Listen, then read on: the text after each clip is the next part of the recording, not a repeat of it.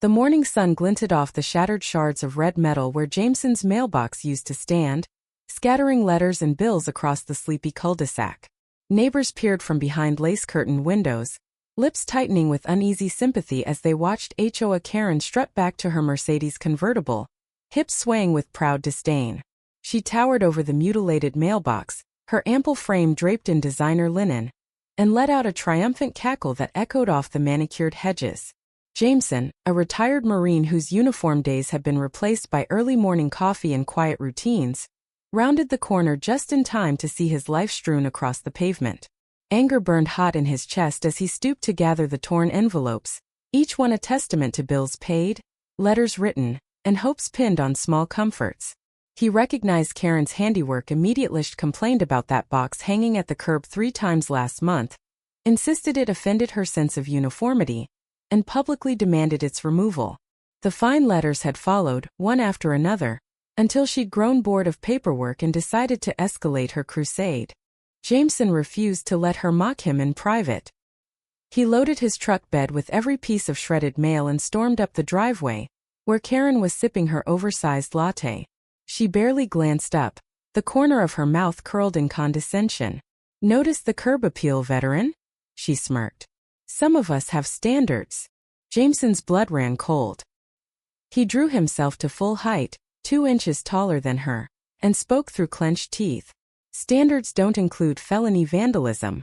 A hush fell over the gathering crowd as phones emerged, recording. Karen's eyes flashed imperiously. "You'll hear from my lawyer," she sneered. Jameson only smiled, a slow, certain grin that rippled across his weathered face.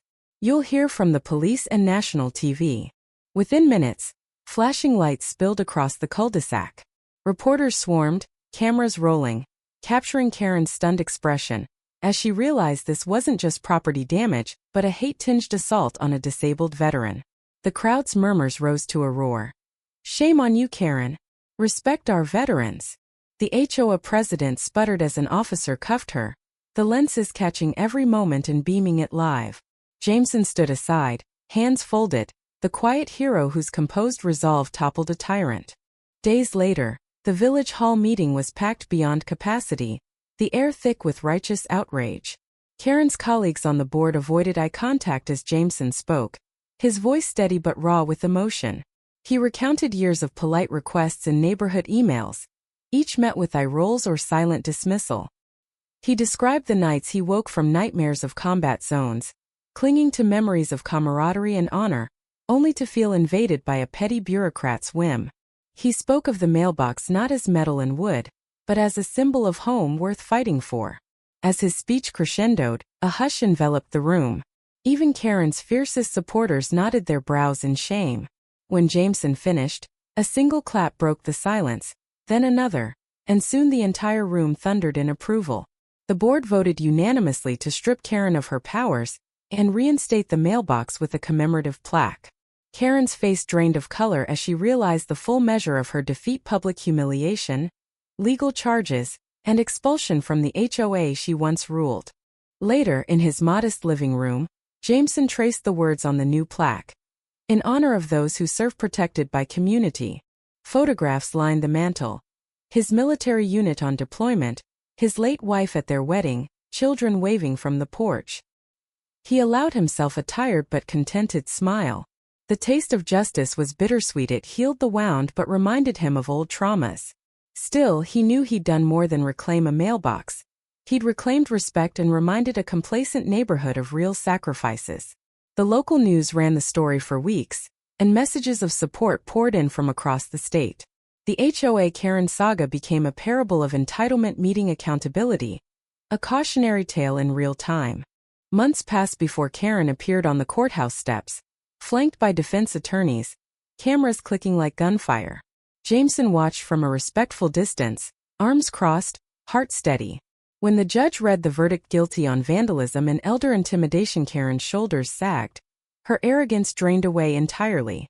She was ordered to pay restitution and complete community service at the local Veterans Center, where she would scrub floors and serve meals to those she once disrespected. The irony wasn't lost on anyone. She who prized power and privilege, now humbled before the very people she tried to silence. As spring unfurled its green across the neighborhood, Jameson invited everyone to a community barbecue in his yard, Mailbox standing proud at the edge of the lawn. Children ran beneath flags in red, white, and blue, while neighbors shared laughter and stories. A fresh wooden sign, this one happily painted, hung on the fence. United we stand. Karen was conspicuously absent, but her absence mattered little. The true victory was in unity, in collective defense of respect over repression. Jameson raised a toast, glass catching the golden light. To service, sacrifice, and the strength of community. Glasses clinked, warmth spread through the gathering like sunlight after rain. Today, when anyone mentions HOA Karen, they speak of her as a cautionary legend, an example of what happens when entitlement collides with integrity. They share opinions and debate online. Was Jameson too harsh? Did the punishment fit the crime? Some even argue Karen deserved a second chance. But most agree. No one should trample on the dignity of those who served their country. What do you think? Did justice prevail, or did we go too far? Share your thoughts below. Jameson could never have predicted how deeply the embers of that morning's confrontation would glow in the days and weeks that followed. What began as a single act of petty destruction by Karen morphed into a catalyst for long overdue conversations about respect, sacrifice, and the responsibility every neighbor bears toward one another. After the courtroom verdict, Karen's required community service sent her to the very veterans center she had derided, where she scrubbed floors alongside aides who'd earned medals Jameson could barely recall. Each time she mopped near a bulletin board covered with photographs of fallen heroes and smiling widows clutching care packages, she felt the weight of her actions more keenly than any HOA fine could convey. Meanwhile, Jameson spent evenings offering his own volunteer time teaching woodworking to disabled vets, carving simple keepsakes that sold at fundraising auctions. The neighborhood watched these developments closely, some with bemused admiration, others with reluctant respect. Late one afternoon, a letter arrived addressed to Jameson, penned in a neat, unfamiliar script. He carried it to his workshop by the mailboxes, the scene of the crime and the beginning of redemption, and slid it open with a practiced hand. Inside was a single sheet of parchment that read, "To Jameson, from one who judged too quickly. I'd like to talk." There was no signature, but a small emblem in the corner. The HOA seal scratched through in thick red ink. Jameson paused, heart racing. After everything, had Karen summoned the courage to own her misdeeds? Or was this yet another petty stunt, thinly veiled? He stared at the stamp, then folded the letter with care, tucking it into his back pocket. That evening, as the sky flushed pink with sunset, he drove slowly up Karen's cul-de-sac, the mailbox's shiny new placard gleaming in his headlights. Her house sat quiet, shutters down, lights off. Jameson knocked firmly, then stepped back. A moment later, the door opened a crack, revealing Karen's face, ashen, eyes rimmed red. She wore an old t-shirt and sweatpants, a far cry from the designer silks of their first encounter. "You got my letter," she whispered. He nodded, then stepped inside at her invitation. The living room looked small and lived in. Mismatched furniture, stacks of overdue bills, a dog bed in one corner. Karen sank onto the couch, shoulders slack. For a long minute, neither spoke. Then she cleared her throat. She began, voice cracking. "I've never felt so small." Jameson pulled up a chair. "Start wherever you need to," he said gently. She began haltingly, confessing that beneath her fierce insistence on standards lay a fragile ego desperate for control. She'd lost her own father the year before, a Marine she'd refused to honor because she blamed his absence on duty rather than love. She admitted that tearing down his own son's rundown mailbox had been the first time she'd felt truly powerful since his funeral, an attempt to fill the void with authority over others. Her confession spilled out between mortifying admissions, threats she'd made to neighbors, hours crying into designer scarves, a loneliness she'd hidden behind HOA rulings. When her tears finally stilled, Jameson reached across and laid a steady hand on her trembling one. "Acknowledging the hurt is the first step," he said. "You still have a long way to go, but you've started." Over the next weeks, Jameson and Karen met regularly. He introduced her to other veterans who shared their own stories of grief and redemption. She sat quietly, absorbing each one, sometimes wiping her eyes. She organized a neighborhood cleanup day, wielding a rake where before she'd wielded power. Under her direction, volunteers painted fences, planted flowers, and decorated the mailbox area with flags and patriotic bunting. At the event's end, Karen stood up on a makeshift platform and confessed to everyone her wrongdoing. Her apology rang out clear and sincere beneath the summer sun, punctuated by the applause of neighbors who only months before had whispered about how to keep the HOA tyrant at bay.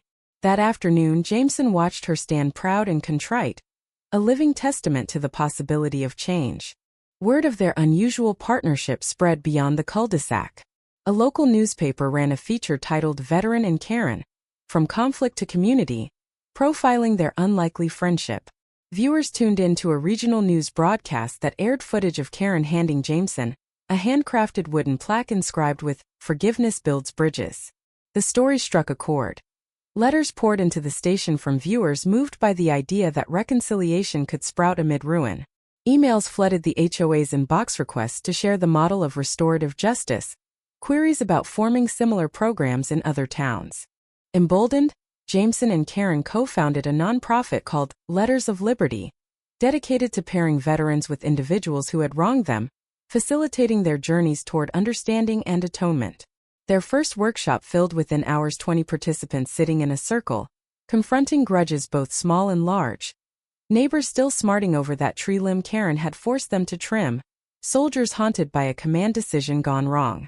By the end of the weekend, tear-stained faces and tentative hugs were the rule rather than the exception. Jameson spoke about how true service didn't end at discharge. It continued by serving one's community in kindness. Karen shared her story, often ending in choked sobs, urging everyone to own their faults before they became too heavy to bear. The original cul-de-sac became a pilgrimage site of sorts. Busloads of visitors drove through to see the mailbox that launched a movement. Tourists snapped selfies beside the plaque, often quoting its words, "In honor of those who serve protected by community." A local carpenter even made scale models for sale, each etched with the emblem of Letters of Liberty. Jameson donated the proceeds to veterans' healthcare programs.